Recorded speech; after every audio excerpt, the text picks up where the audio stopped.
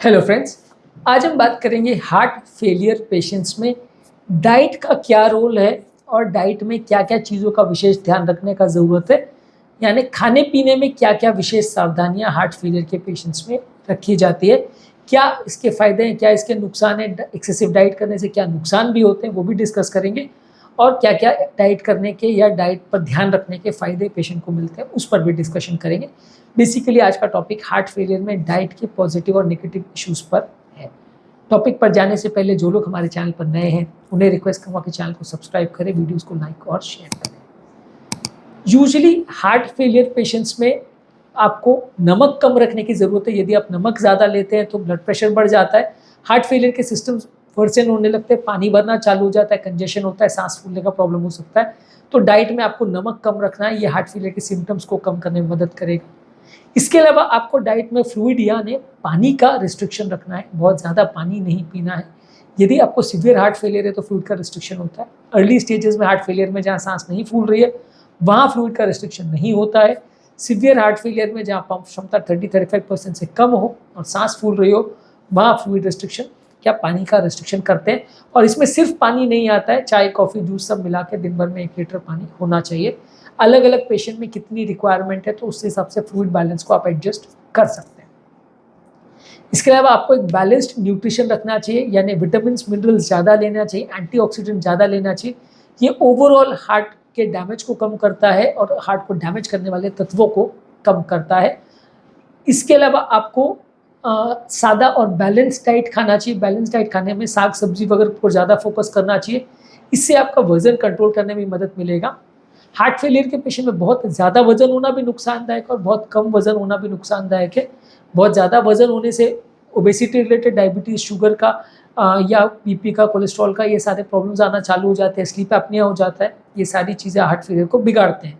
और बहुत कम वजन होना भी नुकसानदायक है, क्योंकि बहुत कम वजन होने से भी हार्ट फेलियर बिगड़ सकता है और व्यक्ति की बहुत जल्दी मृत्यु हो जाती है, क्योंकि हार्ट फेलियर में काफ़ी वेट लॉस वैसे भी होता है। तो इसलिए दोनों ही नुकसानदायक है। आपको अच्छा खाना खाना ज़रूरी है ताकि वजन मेंटेन रहे, ना बहुत ज़्यादा कम ना बहुत ज़्यादा वजन होना चाहिए। कोलेस्ट्रॉल को कम करना चाहिए, खासकर उन लोगों को जिनको कोलेस्ट्रॉल रिलेटेड ब्लॉकेजेस है और ब्लॉकेज से हार्ट फेलियर हुआ है, वहाँ उनको कोलेस्ट्रॉल पर कंट्रोल करना चाहिए।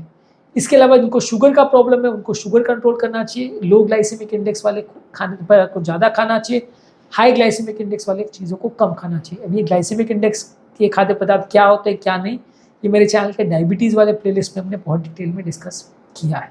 स्ट्रिक्ट डाइटरी रिस्ट्रिक्शन से वैसे तो काफ़ी फ़ायदे होते हैं, लेकिन इसके कुछ नुकसान भी हैं। नुकसान ये है कि अगर हम बहुत ज़्यादा स्ट्रिक्ट डाइटरी रिस्ट्रिक्शन रखते हैं तो कई बार वेट लॉस बहुत ज़्यादा हो जाता है, कई बार न्यूट्रिशन की डेफिशिएंसी होने लगती है, लोग को अलग अलग विटामिन और मिनरल की बॉडी में कमी होने लगती है, जिससे माल न्यूट्रिशन होने लगता है, उससे रिलेटेड बीमारियाँ होने लगती है।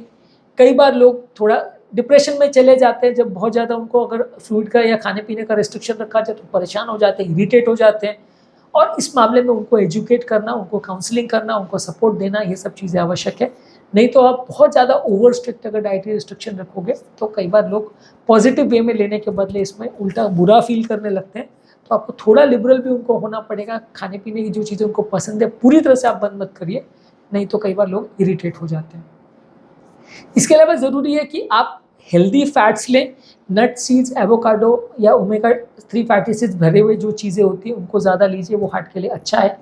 हाई फाइबर वाली चीज़ें लीजिए, साग सब्जियों में, होल ग्रेन्स में या लेग्यूम दालों वगैरह में फाइबर कंटेंट ज़्यादा होता है, जो आपके डाइजेशन के लिए भी अच्छा है, हार्ट के लिए भी अच्छा है, तो इनको आपको ज़्यादा लेना चाहिए।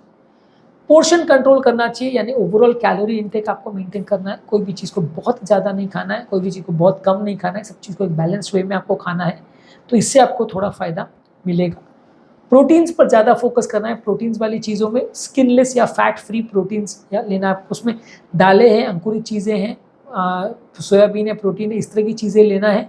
फिश ले सकते हैं, स्किनलेस पोल्ट्री ले सकते हैं, तो ये आपका ओवरऑल सैचुरेटेड फैट को कम करेगा। इसके अलावा आपके लिए ज़रूरी है कि रेगुलर खाना खाएं, खाने को बहुत ज़्यादा मिस या स्किप ना करें।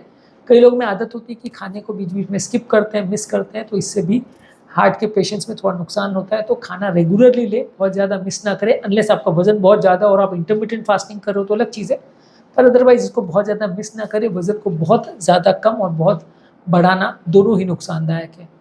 अल्कोहल जहाँ तक पॉसिबल है आपको नहीं लेना चाहिए। अल्कोहल कई लोग बहुत लेते हैं, उसके साथ में स्नैक्स वगैरह भी लेते हैं, वो नुकसानदायक है।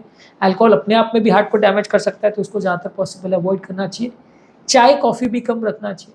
चाय कॉफ़ी में कैफ़ीन होता है, कई एनर्जी ड्रिंक्स में भी कैफ़ीन होता है, ये हार्ट फेलियर पेशेंट्स के लिए अच्छा नहीं है। ज़्यादा मात्रा में चाय पीना हार्ट फेलियर पेशेंट्स के लिए नुकसानदायक हो सकता है।